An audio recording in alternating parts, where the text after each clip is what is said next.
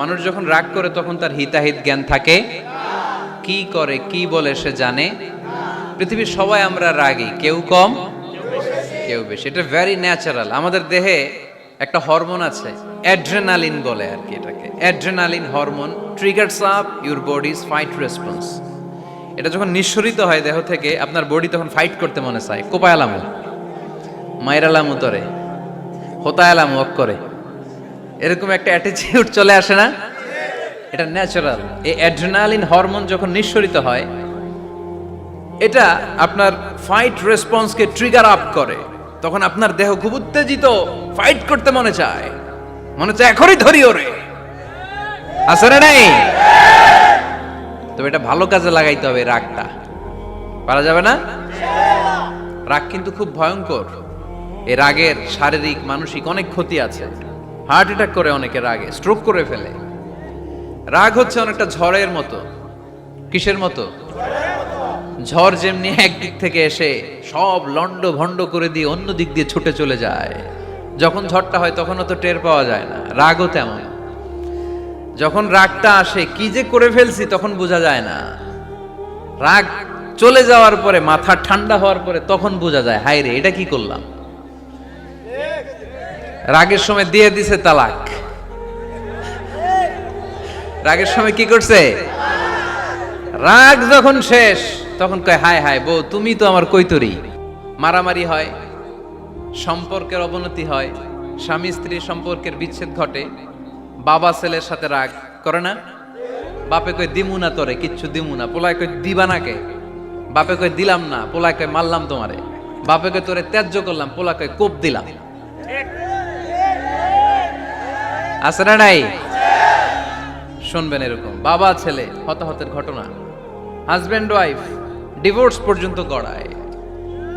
বন্ধু বন্ধুর সম্পর্ক নষ্ট হয় এই রাগের কারণে। দেখছেন, আল্লাহ যেখানে যত ফোঁটা দেয়া দরকার ওই জায়গায় অত ফোঁটা দেয়। এটার নাম ইসলাম। এজন্য আল্লাহ বললেন, মুত্তাকিদের 2 নাম্বার গুণ আল কাযিমিনাল গায়জ। মুত্তাকিনরা রাগকে সংবরণ করে, তারা অল্পতে চটে যায় না, তারা হট টেম্পার্ড না, তারা বুঝে শুনে কাজ করে, নিজের ক্রোধ আর রাগকে সংবরণ করতে জানে। সুবহানাল্লাহ পড়ে। আল্লাহ রাসূল বললেন, লাইসা শাদীদু বিসুরআহ, কুস্তি করে যে অন্যকে শোয়ায় ফেলতে পারে সে শক্তিশালী নয়। ইন্নামা শাদীদুল্লাযী ইয়ামলিকু নাফসাহু ইনদাল গাদাব, রাগের সময় যেই ব্যক্তি নিজের উপর নিয়ন্ত্রণ রাখতে পারে আল্লাহর কাছে সেই হলো শক্তিশালী। এক একটা কথার ওজন দেখছেন আল্লাহ রাসূল সাল্লাল্লাহু আলাইহি ওয়াসাল্লামের। লাইসা শাদীদু বিসুরআহ, যে কুস্তি খেলতে পারে ভালো সে শক্তিশালী না, বরং ইন্নামা শাদীদুল্লাযী ইয়ামলিকু নাফসাহু ইনদাল গাদাব, রাগের সময় যে নিজেকে নিয়ন্ত্রণ করতে পারে সেই শক্তিশালী। সুবহানাল্লাহ পড়ে। এজন্য আমি মুত্তাকি হম হুজুর। হুজুর আজকের ওয়াজ শুনে আমি মুত্তাকি, শুধু হাত তুলে মুত্তাকি বললে হবে? রাগ নিয়ন্ত্রণের, রাগ কন্ট্রোল করার অভ্যেস নিজের মধ্যে জাগ্রত করতে হবে, ঠিক কিনা? এক সাহাবী এসে বললেন, ইয়া রাসূলুল্লাহ আউসিনি, ইয়া রাসূলুল্লাহ আমারে কিছু নসিহত করেন। বিশ্বনবী বললেন, লা তাগদাবু, সাহাবী তুমি রেগে যেও না। সাহাবী বললেন, নবী আবার ওসিয়ত করেন। বিশ্বনবী বললেন, তুমি রেগে যেও না। সাহাবী বললেন, শুনলাম তো এটা, আরেকটা কিছু কোন। বিশ্বনবী বললেন, রেগে যেও না। রাদ্দাদা মিরারান, বারবার যতবার সাহাবী বিশ্বনবীর কাছে নসিহত চাইলেন, বিশ্বনবী একটা নসিহতই করলেন, রেগে যেও না, কারণ রেগে গেলেন তো হেরে গেলেন। রেগে গেলেন তো হেরে গেলেন। ওরা আপনারে রাগাতে চাইবে, আপনি ঝগড়া করতে চান না, ওরা আপনারে পায়ে পাড়া দিয়ে ঝগড়ায় নামাতে চাইবে। চিল্লা এখন ঠিক কিনা? ওরা পায়ে পাড়া দিয়ে ঝগড়া করবে, ওরা আপনারে অলওয়েজ পোক করবে, ওরা আপনার হট টেম্পার্ড বানাতে চাবে, আপনারে অস্থির করে দিতে চাবে। কিন্তু ফর্মুলা আমাদের ভালো জানা আছে। আমরা কোরআন থেকে ফর্মুলা নিয়ে চলি, মানব রচিত কোনো ফর্মুলায় আমরা চলি না। জোরে বলেন ঠিক কিনা?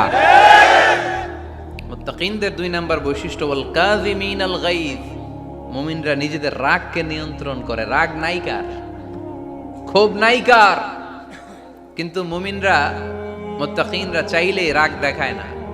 তারা রাগকে কি করে? পারবেন পারবেন? আজকে থেকে ভাবির আর বকবেন না তো? ঝগড়া করবেন না তো? ছেলে মেয়েদের উপর উত্তেজিত হবেন না তো? হ্যাঁ, রাগারাগি করবেন? মনে থাকবে তো? আল্লাহ রাসূল সাল্লাল্লাহু আলাইহি ওয়াসাল্লাম কখনোই রাখতেন না। সুবহানাল্লাহ নাই? আল্লাহ রাসূল সাল্লাল্লাহু আলাইহি ওয়াসাল্লাম কখনোই ওনার সাথে কেউ খারাপ আচরণ করলে উনি রাখতেন না। ওনাকে অত্যাচার করা হয়েছে, তিনি রাখতেন না। জুলুম করা হয়েছে, তিনি রেগে যেতেন না। রাসূল সাল্লাল্লাহু আলাইহি ওয়াসাল্লাম মক্কায় যখন নামাজ পড়তেন, উটের পচা নাড়ি ভুঁড়ি আল্লাহ রাসূল সাল্লাল্লাহু আলাইহি ওয়াসাল্লাম ঘাড়ে আর পিঠের উপর চাপিয়ে দেয়া হতো। আমাদের কার কার পিঠের উপর নামাজ অবস্থায় উটের বা গরুর নাড়ি ভুঁড়ি চাপায়া দেয়া হয়েছে এলাকায়? আছে কেউ? নাই। তায়েফের ময়দানে আল্লাহ রাসূল সাল্লাল্লাহু আলাইহি ওয়াসাল্লাম দাওয়াত দিতে গেলেন, নিজের লাভের জন্য না তায়েফবাসীদের লাভের জন্য? খেয়ে না খেয়ে দিন প্রচারের কাজে নিজেকে দিয়েছ বিলিয়ে, তায়েফের কাফিরেরা চিনল না সে আলো, দুষ্ট ছেলেদের পিছু দিল লেলিয়ে, পাথরের আঘাতে ক্ষত বিক্ষত হয়ে সারা শরীর থেকে রক্ত ঝরে। হে রাসূল তোমাকে ভুলি আমি কেমন করে, হাজার ব্যথা বেদনার পরে। ফিরে আসনি তুমি আপন ঘরে, দিনের আলো তুমি ছড়িয়ে দিতে, চলে গেলে মদিনায় মক্কা ছেড়ে।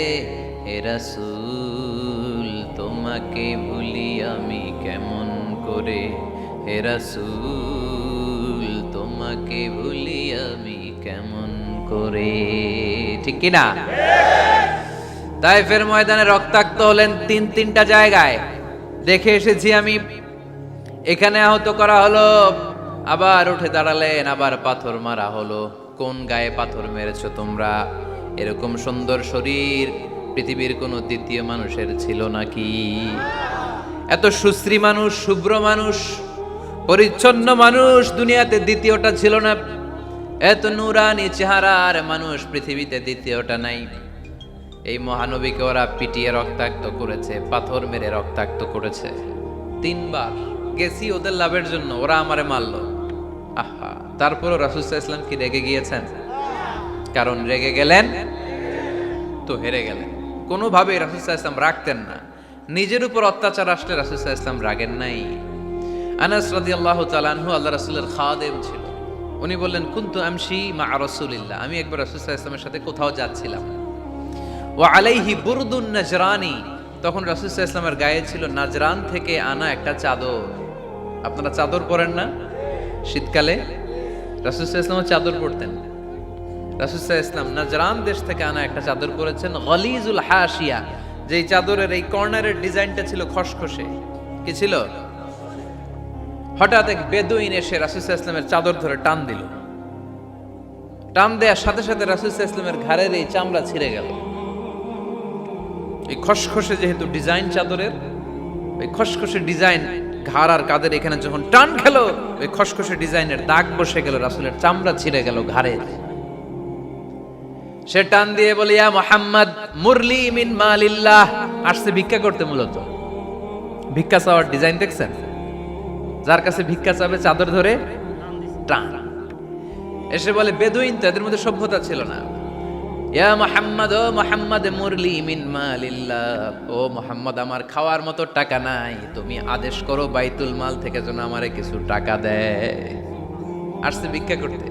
ভিক্ষা করতে আয়েশা চাদর ধরে দিছে টান, ঘাড়ের চামড়া ছিঁড়ে গেছে। রাসূল সাল্লাল্লাহু আলাইহি ওয়াসাল্লাম ব্যথা পেয়েছেন। ফালতাফাতা ইলাইহি রাসূলুল্লাহ, আল্লাহ রাসূল সাল্লাল্লাহু আলাইহি ওয়াসাল্লাম তার দিকে তাকালেন, তাকিয়ে ফাদাহিক, একটা মুচকি হাসি দিলেন। আমি রাস্তা দিয়ে চাদর গায়ে দিয়ে হাঁটতেছি, এক ফকির আইসা কয়, ভিক্ষা দেন, টাকা দেন বলে আমার চাদর টান দিছে, আর এই চাদরে আমার ঘাড়ের চামড়া ছিঁড়ে গেছে, কি করব আমি? আপনি কি করবেন? হ্যাঁ, কোনি?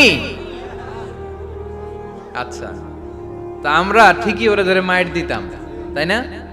আজকে ওর একদিন কে আমার একদিন ভর্তা বানায় ফেলতাম ওরে পিটায় রাগের চোটে, ঠিক কিনা? আল্লাহ রাসূল সাল্লাল্লাহু আলাইহি ওয়াসাল্লাম try to think about it, try to ponder on the story. এই moral of the story কি? রাসূল সাল্লাল্লাহু আলাইহি ওয়াসাল্লামের প্রফেটিক স্টোরি থেকে আপনাকে ভাবতে হবে। ভিক্ষা করতে এসে চাদর ধরে টান দিয়ে ঘাড়ের চামড়া ছিঁড়ে ফেলেছে, রাসূল তাকিয়ে মুচকি হাসি দিলেন,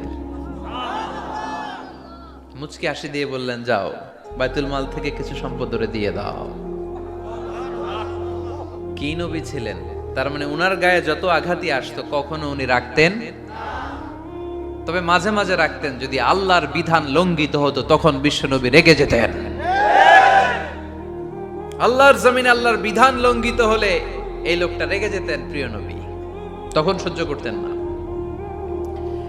এক সাহাবী এসে বললেন, ইয়া রাসূলুল্লাহ, এমন ইমাম পাঠিয়েছেন আমাদের এলাকায় বড় বড় সূরা দিয়ে নামাজ পড়ায়, এত বড় সূরা দিয়ে পড়ে, তার পিছনে দাঁড়িয়ে থাকার ক্ষমতা আমার নাই। এই কথা শুনে বিশ্বনবী রেগে গেলেন, কারণ ইসলামের বিধান এখানে লঙ্ঘিত হচ্ছে, ঠিক কিনা?